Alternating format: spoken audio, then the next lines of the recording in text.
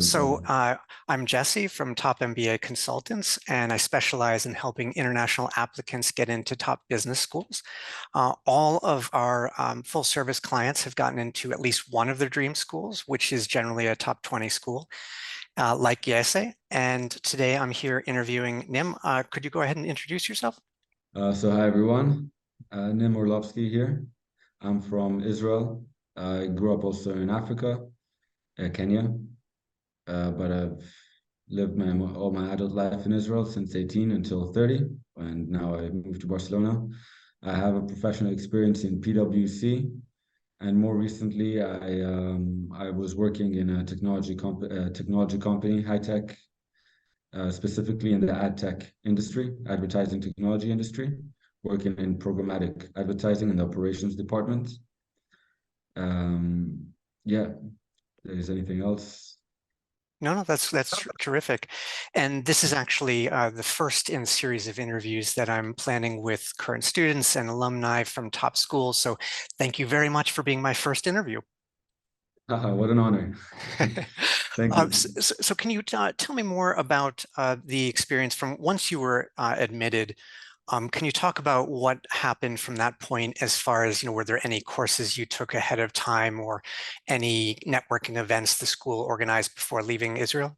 So upon getting accepted, I was immediately informed of all these pre-MBA programs that top consulting firms facilitate before the program actually starts. So BCG and Bain both had these pre-MBA programs where they discuss the nature of consulting, deciding which offices you want, the recruitment process. It's not very interactive in the sense like you can talk to you can write, but like you don't have like one-on-one discussions with anyone. But it was very helpful. I do feel like it gave me a bit of foot in the door, and it's only accessible for people that go into a top MBA program. So that was an immediate impact I saw just upon getting accepted.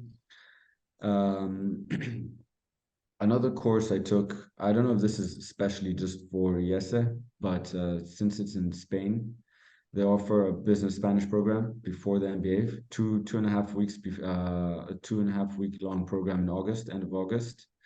And I feel that's a perfect platform for a smooth transition into Spain. Also, in terms of language, just get you more accommodated and comfortable with the preferred language that they speak here. Also, they speak Catalan in Barcelona, so don't forget that.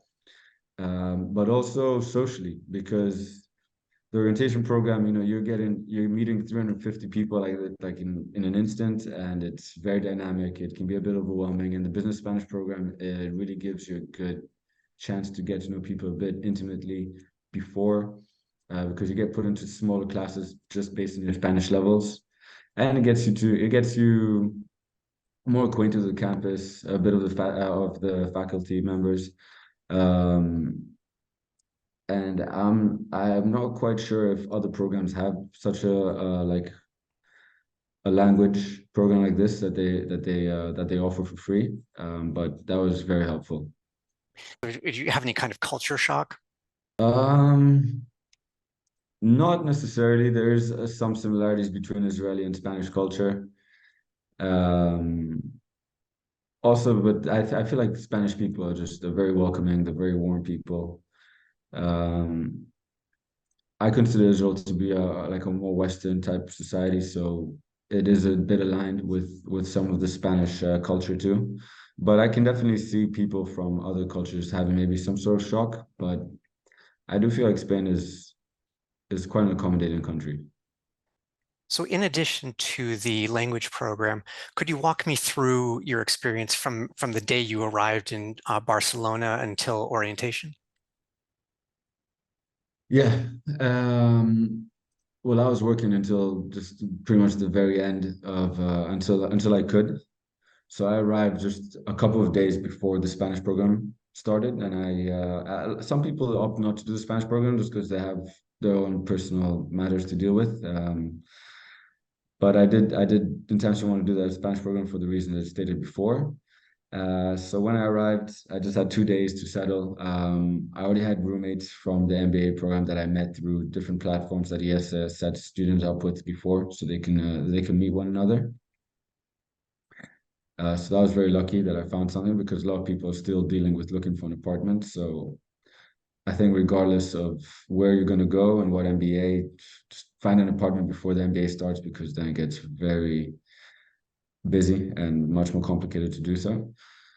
Um, so I did 2.5 weeks of Spanish, which started from nine in the morning until 5:30 in the afternoon. So that was pretty hectic. Took most of my day. But the sun here was out until like 9 p.m. So there's always stuff to do. Also, Spanish culture is also quite what's the word for it? Active. So there's always stuff to do also at night. There's restaurants open until late. There's bars. There's a lot of national and there's a lot of like national holidays, the things happening. But my first 2 weeks were just pretty much concentrated on the Spanish, getting to know people in my class, socializing with people, regardless if they're doing the Spanish class. But as people start pouring into the city, like fellow MBA students, there'll be more social outings to get to know one another. And then you get like a 2-day vacation, and then orientation starts. You want me to speak about the orientation Yeah, and definitely. I'd yeah. love to hear as a detailed walkthrough of what the whole week is like. Sure. It's I've only been doing this for 3 weeks, but every day is so different and there's so much going on that it is a bit challenging to recollect everything.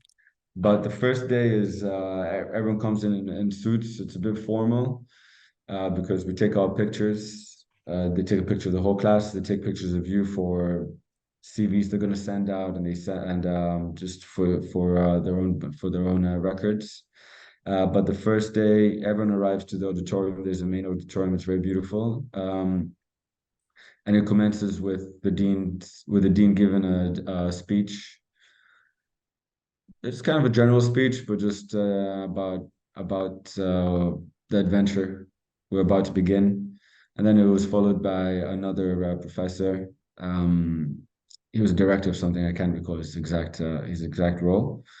And he gave another speech about the meaning of doing the MBA and what we should expect of it and what it expects of us. It was actually a pretty funny speech, if I can't remember any specific examples right now. And then there was another professor that came, and she was a professor in economics, and she just gave a sort of projection into no one can really state the future, especially economists, but and she admitted that, but she spoke about like the future demographics and the global economy of what's going to happen in the next few years. Um, and maybe how we should take that into consideration when considering our careers. That was pretty much the first day, and then after that, the MBA, the way it's divided is is also a lot based on how like the orientation week is also very much based on top down. Like it starts with the whole class of 2025 together in the auditorium, meeting for discussions and speeches, and again to just speak to one another that's sitting next to you, and then going for breaks and lunches, and then afterwards it starts breaking down into the class, like the actual sections you're going to be in, because there are 350 students, so it's divided into sections. So then you got broken down into your sections, and then your sections you get to know people a bit more intimately and closer, and you get to know the professors that are going to be with you during your classes. And then what's special about IESE, and I know this is done in other MBAs, I'm not sure if in all of them, but it's I know Harvard, for example, does this, and IESE models themselves after the Harvard Mhm. case study method. So it's a lot also oriented towards how we should work in a case study method. What's a case study method? There's no textbooks. There's no just like any multiple choice of questions. The way we study is that everything is given in a sort of a case study. And most of the times the stories that have actually happened. With a lot of the time, there's a lot of financial numbers. There's a lot of qualitative discussions and concerns taking place too, and you have to put yourself into this case study role, and you have to decide what you would do in that situation. And the way it's also based is in teams. So after the class, you got a section, and inside the section, you got a 9-person team. And this team, you're gonna get to know them better than anyone else for the next year, because you're gonna be working with them in case studies 3 times a day. every day. So the reason they put us in teams is just so it teaches us a lot about teamwork. We got people from all over the world. There's a guy from China in my team. There's a girl from India. There's a guy from Brazil, one from Italy, one from the US. There's me from Israel. So there's one guy from Nigeria. So it's a very and most teams are selected based also on their professional background and also their countries. So it's very global, but at the same time also it's very technically and professionally diverse too. We've got some people that worked in marketing, and we've got others who worked in finance. We've got some engineers, and most of the teams are also selected like that. So it's very diverse. So different case studies that might require different sort of expertise or backgrounds. We'll always have someone that can sort of maybe help out someone else that doesn't have that um, um, expertise yet. So it's also based to help one another a lot and to work as teammates. So the orientation starts then focusing on the case studies, on how to work together, how to get to know your team very well. And by the end of it, there's like a fun treasure hunt that they send you out. IESE it's a beautiful campus based more north of Barcelona, like close to the mountains. So there's a good view of the city, and it's situated next to a beautiful neighborhood. And so they take you off on a treasure hunt in around that neighborhood, and it culminates in that. And then yeah, class start afterwards. What kind of things did you find on the treasure hunt? They give you like an iPad, and in the iPad, it's like, do you know the way Pokemon Go? I've Hmm. never played it, but like you Me go neither, but I know what you're talking about. Yeah. so exactly, give you an iPad with a map, and then you have to go search the different places on the map, and when you get to that place, there's like a question or like a quest. You know, they'll tell you take a selfie with your team doing a funny position, or they'll ask you some question like a historical question about Barcelona or about IESE, or like a general knowledge question. You know, like you'll get to a beautiful church, and the church, they'll be, when was this church founded, and then they'll take you to a park, and in the park they'll tell you name this famous Spanish song, and then you're trying to get as many points as possible when you're competing against all the other teams from all the other classes. So it was a fun day because you're just going around this neighborhood, and then no one understands because there's so many so many teams of ES that walking around with iPads doing funny things. So it's actually There's yeah, confusing good to the way local to. people as well. Sorry. Is it confusing to the local people? Yeah, exactly. All the teams got like different hats. So there's all these hats. Guys with different like colors, colored hats. VS, they're walking around, doing funny things, singing, and some people stop to have a beer in the middle of the day. Why not? When in Rome. Yeah, I'm sure. I'm assuming maybe some of the shopkeepers and the locals there got used to it because probably every year, yes, it does this. I'm Yeah, but sure. that's just the official orientation, you know, not to mention all the social things that happen afterwards. You know, every day there's some gathering happening there or here until today. Like it's been 3 weeks and every day there's something going on. Can you describe some of those things? Yeah, sure. So, you know, these are like at the end of the day, the age range is from 26 to 35. There's a lot of people that work very hard, and they are like the MBA is meant to be a platform to elevate their career ambitions, but it's also a way to just take a break from your work. So there's a lot of energy to do a lot of things. People going to the beach a lot. Weekends, there's trips going around. You know, like Catalonia as a state is very beautiful. There's across the Brava coast. There's like you can reach the mountains in the borders of France. That's just by like a 2 hour drive. So there's a lot of trips going on the weekends and after school, people are meeting up for some beers or going to a restaurant. Just you know coming over and just sitting and talking.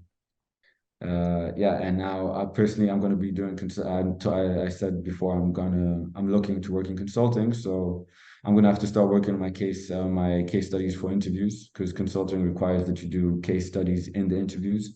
So I'm just meeting other people that have a similar uh, desire like me, and we're going to sit together and we're talking about consulting, helping each other. It's networking as well. Yeah, and there's also clubs like by clubs I mean professional clubs that the school has, like consulting clubs, finance clubs, Diversified industries clubs. There's the women in business club. So there's all these different clubs or treks, as they call them, where you join, and this way you meet the people that have a similar path as you. And it serves so that everyone pushes one another. They share information. They share different opportunities. They connect people to other people. So it's a good networking. It's also a good way to make friends. So like also after school, there's a lot of these things happening where people from like the class of 24, people 1 year above us, are giving us advice about how to take on different endeavors, what to expect, how they can help. Yeah, a lot going on.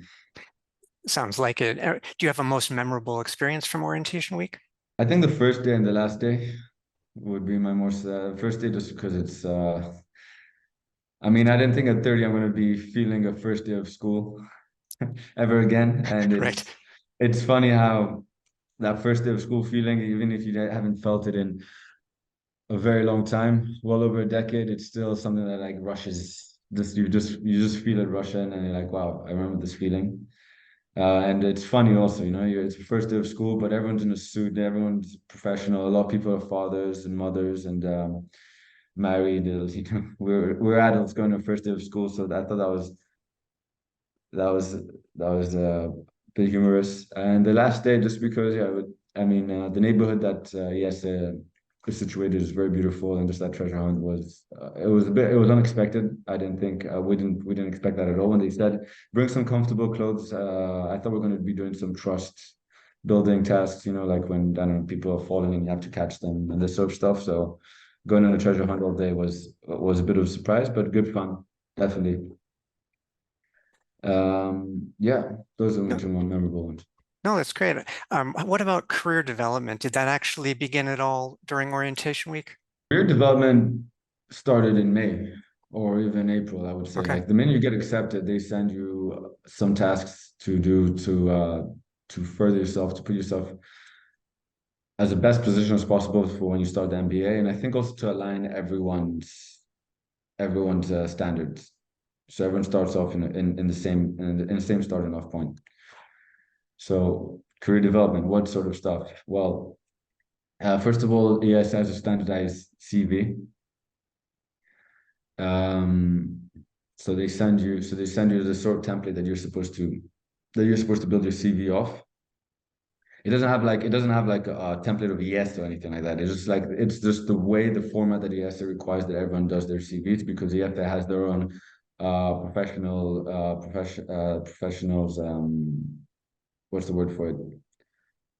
Alumni book, where companies have access to this book of individuals, and they can search for different CVs. So it's required that everything is uniform in terms of format. So you have to work on the format, and also you have to work on how you write the CV. It was I didn't think CVs can get so detailed, and yeah, it wasn't so simple. You have to work in a SAR format. SAR means situation, action, and result. So you have to, when you say what job you had, you don't just say worked in PwC, working as an associate, senior associate, and taxes. I did taxes. No, you're right. The situation you were in, I worked with multinational companies, helping them in their US state tax compliance. That's the situation. What's the action? I would calculate taxes based on the financial statements of the company, and the results, successful tax compliance with zero IRS complaints, and complete compliance, meeting every deadline before October 15th, for example. Yeah. Better than what I just stated, I was off the top of my head. No, of course, I'm So, quite but familiar with, this, with that with my yeah. work as well. So you're on your CV. You're also There's a lot of like spiritual and professional tasks you're given. They require you to find your Northern Star. Like, yes, everyone's doing an MBA, so obviously everyone has some sort of aspirations that they're following, but you're required to be able to as much as you can, at least, sharpen exactly what you're looking for so your path is clear. And if your path is clear, then it's just easier to get what you want. You know what you're looking for, you know what you have to do. And the better you know what you want before starting the MBA, just the more available IESE and everything that an MBA in the top school will give you is going to be able to help you to achieve your goal. You know, if you're lost, yes, and people, and I think just your experience here is going to help you find yourself better. But if you know what you're looking for, it is more efficient. So it's so a lot of like let's say career counseling, and there's the CV, and there's also a pre-accounting course that you're required to take. It's not very difficult, but just so everyone has some clear understandings of the basics of the principles of counting. And there's also an Excel course that you can do. Also, pretty nothing too intricate, just trying to level the playing field for everyone. Yeah. All right, let's try and start diving into the academics some more. When talking about the orientation, you got into the teams and the case study method. So why don't we get into your team a little bit deeper? So tell me, maybe walk me through a typical day. Sure. Well, we have meeting with just the team at 8:30. Why do we meet at 8:30 before classes actually start? Because most teams do this too, because they're going to discuss the case studies that we studied the night before, and we're not going to do it at 12 a.m. We meet at 8:30. We all discuss our findings, what our conclusions. You'll be surprised at the amount of opinions everyone can have over the same case study. So we're discussing what happened. We also compare numbers to see if everyone got the same sort of calculations, if numbers and calculations required. We discuss the qualitative issues of the case study. And then we sort of try to reach some sort of result. It's not necessarily that a team reaches a decision, a unanimous decision with every case study, because at the end of the day, you're going back into the class afterwards with a lot of other people, roughly 80 people in every section. And the professor, the lecturer, he's going to ask every person individually. You're not required to necessarily represent your team when you're speaking. It's just that you're working in teams so everyone can help each other.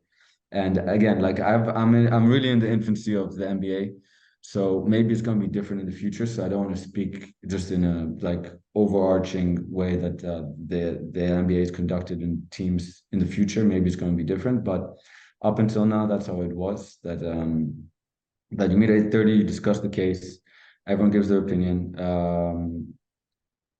and then you go into class. You go into class, and it's how I described it. The professor comes, he knows the case very well, or she knows the case very well, and they will discuss the issue a bit. And after discussing the issue, they'll start talking to people, asking for what are their calculations, what's their advice, what do they think, and then yeah, it's actually very well. It's very well done the way the professors that I've had so far, the way they're able to bounce off ideas of one student to another, and just it's very dynamic all the time. You're hearing different situations, and at the end of the class, like the professor is able to really discuss and indulge in all the different aspects of the case study, so you get like a very clear view and a very wide perspective of all the different elements in business decisions. We've had now a lot of communication class. This is the communication class. I think is the first, and we just finished it also. Class it's the first class we started off, and it's also we just finished it, but it's a lot based on speeches. I think it's a very fitting way to start the MBA because first of all, communication. I don't need to tell you why it's so important, but since you're meeting so many people and there's people that are going to be very close to you for at least the next 2 years, so it's a good way to get to know people in a more intimate level. We were given a lot of speeches, and a lot of it is very personal. So you get to know people very well. You're being asked questions, and then you're being asked to deliver based on these questions, speeches that say a lot about you that you actually haven't discussed with people for a long time, because these are quite sensitive topics sometimes. And all of a sudden you're discussing with people such personal matters that you haven't talked to maybe sometimes your friends and family in years. So I really feel like I got to know people well with this. The communication class was intense also because you have to write a speech, remember it, and deliver it, and then improve on it every day or two. And everyone's doing the same thing, and you're helping everyone speak better and things they can do with their hands and your body language. So I've had these two classes. Maybe we're starting new classes next week. So if you want, we can touch base in maybe another month where I'm going to be touching more financial and accounting and marketing.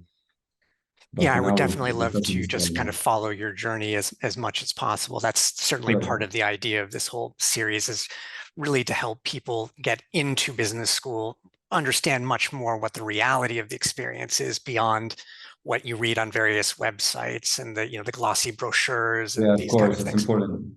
So as far as classes you were taking with communication, were you taking like two courses simultaneously, or has it so far been back to back? So the other classes, so these are the two classes we've done. Apart from the classes, what we've been doing also is a lot of career development. I forgot to mention that before.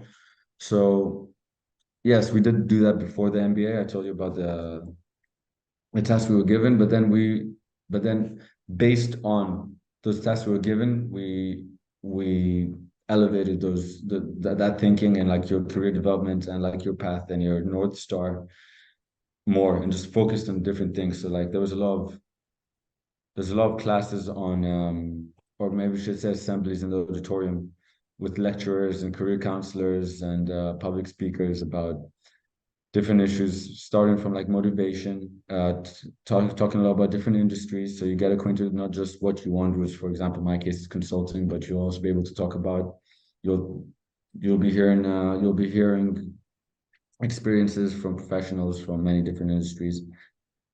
You start talking about like your weaknesses and your strengths, about yourself. How do you come across in an interview? How do you portray yourself in the best possible light, but obviously being completely honest and forthright. You got to know yourself very well to be able to do these things in a professional setting when you're in competition with a lot of people. There's so I'll try and make it a bit clearer because I think I've touched on a lot of different things. So these past 2 weeks, we'll meet at 8:30 for a team discussion. We'll discuss a case study. We'll go to a class where the professor will talk about the case study. Afterwards, we'll have communications classes where we will discuss the speeches we gave, or we will give the speech. We will see how we can improve, how it was written, how it was said, and we'll help everyone else in the team about their public speaking. Then we'll also have classes of the career development, how to network, how not to network, how to What is how not to really network? What's come. the top tip there?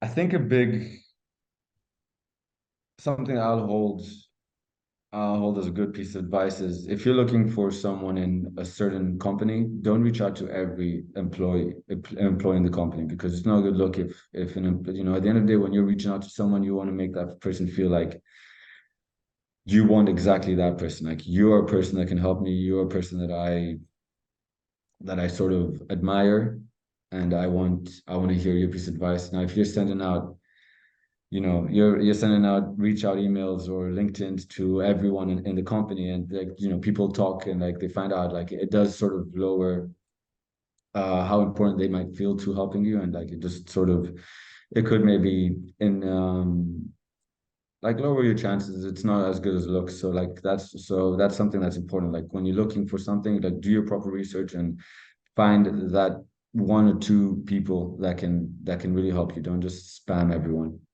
That's something that I'll hold. That's something that I think is important.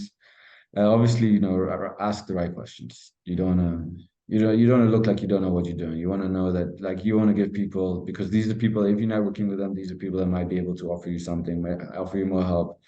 But they need to vouch for you to do that. So they want to know that you know what you're talking about. And obviously, if you're reaching out, maybe you do need some help, but they want to know that, and they understand that. Obviously, they've been in our position before. A lot of these people are pre ex MBAs too.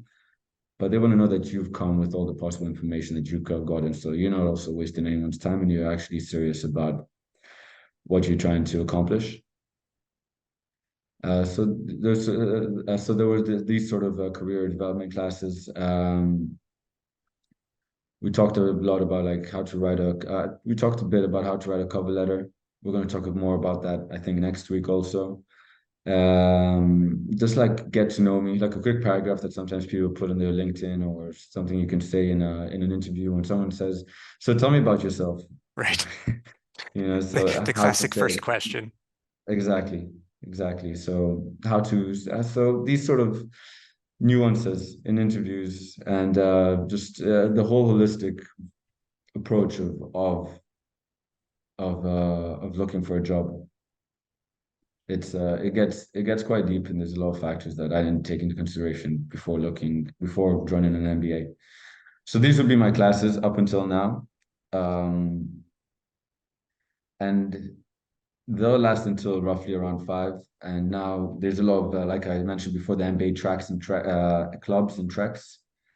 So after that there's clubs and tracks that you keep on meeting with the people, because come October things are gonna accelerate, and like internships are gonna be posted, and the actual recruitment process is gonna begin. So now is the money time to get as prepared as possible before that starts, and it starts getting very hectic.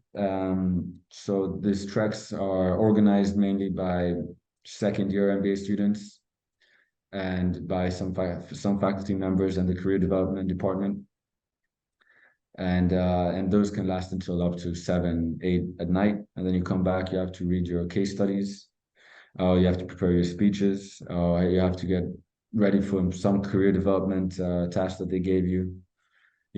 Just like really cementing like a good solid paragraph of get to know about you. This is just a very basic example, but I'm Mhm. just trying to keep it simple. And you're quite busy. You're quite busy. You get home already at 7, 8, and then you're doing these tasks. And on top of that, let's not forget that there's social events. Just at the end of the day, you're with great people, and networking is important, and your career is important, but also just you're exposed to just genuinely good people, interesting people, smart people, and you just want to make friends and leverage that to just enrich your life, your personal life. So there's a lot going on also How much until time does it late night. take you each night to do basically your homework, reading the cases, and can you walk me through your kind of process to approaching cases? Yeah. So some cases are more number heavy than others, but I'll always have an Excel open just so I can get all the calculations ready. I'll read the case once, and after I read the case once, I'll read it again and just jot down the numbers and see all the different units and things to take into consideration.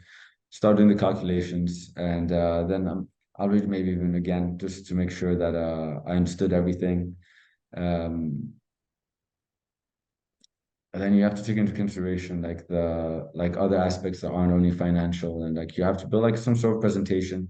So I'll build the Excel, I'll show the numbers in a way that's very presentable, because I will present it to my team. I'll also write down different things to take into account. Things like, if you're now CEO of a company, you don't just think about the finances, you have to think about, let's say, the public image of the company, some marketing aspects, employees, morale. There's thousands of things. So these are different things you also have to take into account, and like different people weigh these things in different ways. Um, I'll build an Excel. I'll upload it to a platform in Microsoft Teams. I don't know if all MBAs use that, but like at Microsoft Teams, you can upload your Excel, and then everyone has access to it. And it works so a bit like a Google Sheets, because you can actually change the numbers in real time and people see it being changed. And then in the morning you present the Excel in a projector. You connect the computer to a projector, and then you show your calculations, and you compare the numbers. So that's what I would be doing. Up until now, we've had 1 or 2 case studies to review a night, but this week I mean, we're supposed to start working on 3 case studies a day, so that's going to get very intense. Along with all the recruitment process now with the companies that are going to start looking for interns for the summer of 2024. So And it's three cases is kind of the standard once you get up to full speed. Is that right? 3 exactly, cases per day. exactly. It's been a very smooth transition. Started with just talking about case studies, do a case studies together, then just 1 case study, two, and yeah, it's a smooth transition. Yeah, I'm quite interested in digging more into the case study method because I think not everyone is so familiar with it. So you were saying in orientation, they actually did kind of teach you how to read cases and how to think about them and analyze. First off, did you have any experience with cases before? Um, I guess in my undergrad, we've done a few cases, like very few. It was mostly just working off a textbook. But I can't say I had any experience in case studies. I mean, back at my work, I had my own my own experience that maybe I can build my own case studies. But no, I don't have any. I never worked with case studies before. So I think that's something very important for MBA students is to look into what sort of MBA they like the format of the MBA, the studying. Some people maybe don't want to. Some people maybe don't want to work in case studies, and that's understandable too. I it very much appealed to me the case study method, so that's one of the reasons that I wanted the IESE. So in the orientation, they prepare you not so much the technicalities of the case study, but it's more about how collaborating in the team that you're in, because it's not simple getting 3 pieces of homework done every day. That has to be also in some sort of accordance and lenience with your team. Nine people all the time. There's a lot there, there's a lot of words, there's a lot of conversation that comes across. So it's more about how like what to expect from your team, what your team will expect of you, like how you can be the best members possible, how you can contribute. It's an orientation also, so it's like it's really getting to know your teammates so you can feel comfortable, so you can be in a sort of a setting where you feel okay to maybe disagree with someone over a case study if you don't see eye to eye, but it's fine. No one's going to take it personally. At the end of the day, we're just trying to get different perspectives across. I think the best way that they really try to make us help us with the case studies is just slowly bringing us into the mix. You know, like with 1 case study, you learn it, you do it, you present it if the lecturer asks you in class. The lecturer gives his opinion. The lecturer sort of in the beginning maybe sometimes like spoon feeds you a few answers or a few ideas so like people can really start understanding the concept. And at some point, you know, you get used to it. Like I've only been doing this for 2 weeks, but I think myself and everyone in the class really begin to get the hang of it. There's a lot more hands going up in the air. People feel more confident talking in class. Um, in the case study method, again, maybe I don't know if this is in all MBAs, but in IESE, participation is also a part of your grade. So people are encouraged to speak their mind and yeah, I can't tell you we had any class to go through a case study together, you know, paragraph by paragraph. Like everyone here are professionals, then they all have their experience, so they can read their case study and then the lecturer sort of hones in everything that we've said and like summarizes it at the end. How long are the typical classes right now? It's an hour and 15 minutes. We start from 8:30 or 9, depends on the day, and we ended around here. I have my schedule open with me so you can know exactly. Yeah, and we end at 5 in all days. I'm continuing doing Spanish. So actually, I forgot to mention that. So after the pre-Spanish course, you can decide if you want to continue doing Spanish. And so actually, I've got some days which are longer because sometimes I have Spanish classes afterwards. You mentioned raising hands in class, and that was actually a Yeah. question I had about how is the flow of each class and how is it organized? You know, does the professor do a cold call? Can you kind of give me an idea of, take me back to your first class, your first case study class? Um, So the first case study class is quite different from from the present ones, just because people feel a lot more comfortable. So the first one, it was people were a bit aloof and shy.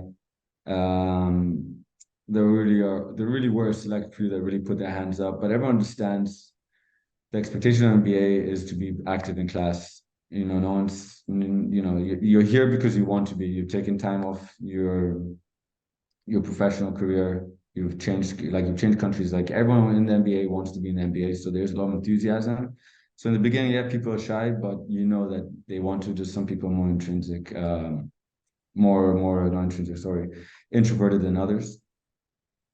So the first case study, everyone has their calculations, everyone has their computer open with their Excels or their Word documents or whatnot.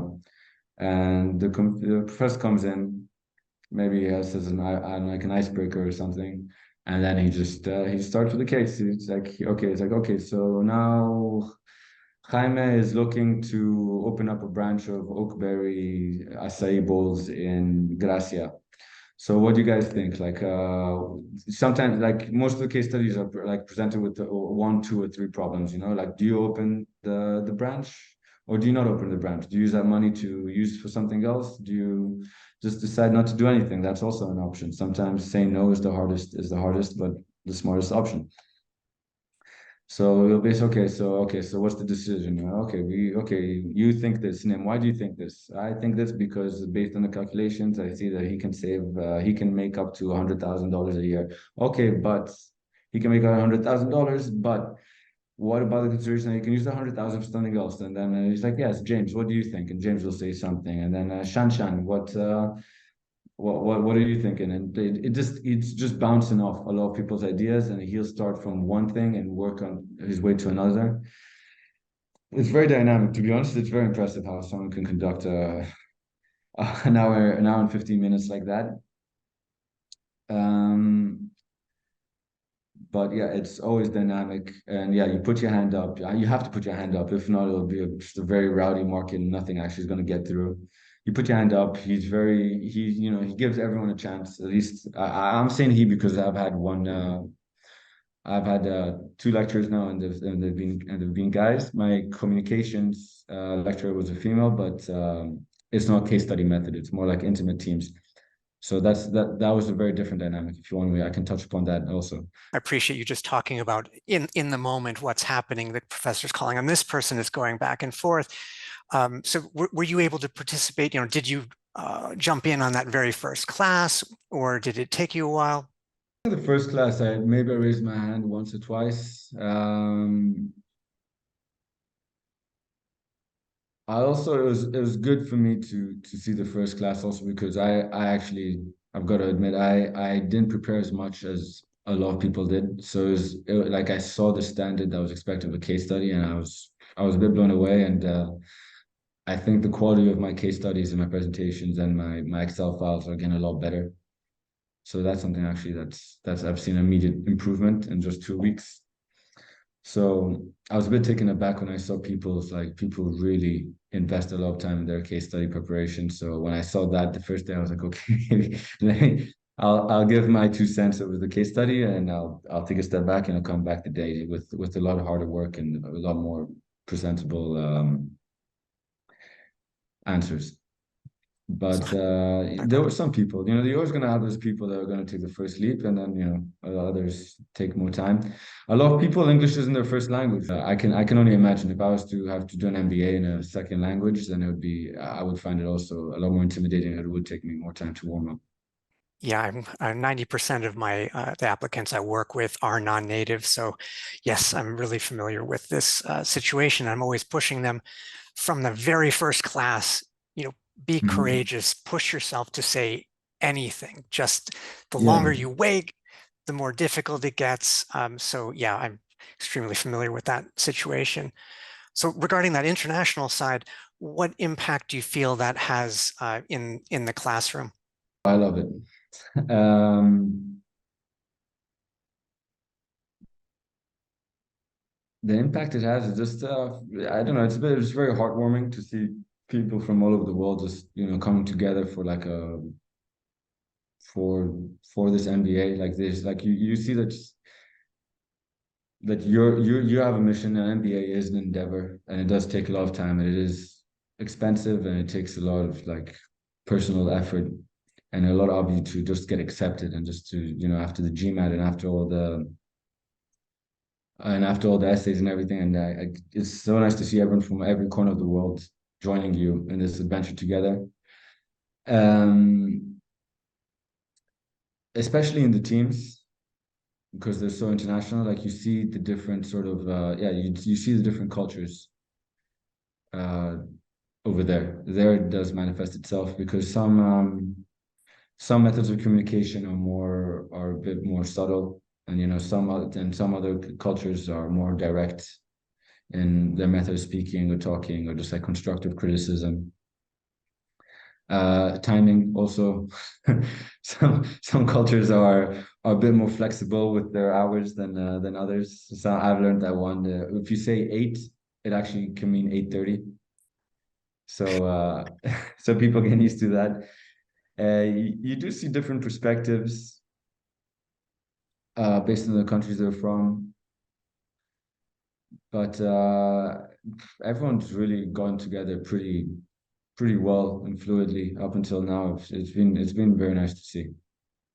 Do you see much disagreement in classes? Does it ever get heated? No, no, I haven't seen it get heated. Uh, I've seen a few disagreements, and like the lecturer can sometimes start creating some sort of environment. If he's heard two interesting points and these two students don't agree with each other, he'll like mediate, and he'll want to hear two sides of the story. So he'll be like, "Hey, Anna, well, okay, so Anna thinks this, but we know that Tom actually thinks something else. So Tom, why didn't you tell Anna why you think that?" And Anna will be like, "Okay, yes, Tom, I see that, but I see this and this." And then the lecturer tries not to dispel any argument. Like he'll try to best he can to just like to accommodate every voice that's been said. So there won't be like a wrong or right. He just listens, facilitates, writes on the board sometimes on the presentation, and then at the end, sometimes he will give his point of view. Yeah, Well, but I yeah. know we're running out of time for your schedule there. Can I just have you finish with letting people know? You mentioned that participation is one component, and what's the method of evaluation? Like the kind of complete method of evaluation? So there is 50%. I need to check this again, but 50% is participation. If I'm not mistaken, 50% is participation, and then the other is based on assignments and exams. Yes. All right, great. Well, we can wrap up here. I know you've got other plans, and Nim, I really appreciate you being my very first interview in this series, and I'm looking forward to continuing, as you said, maybe in a month, 2 months, whatever makes sense. Yeah, it's my pleasure being here first. And yeah, let's keep in touch. I'd love to see how your project unfolds and hear different MBA students. I mean, I already got into MBA, but I'm actually very curious to hear other MBA students from other schools about their take and their experiences. So I'll be following up. Yes, it's funny when you said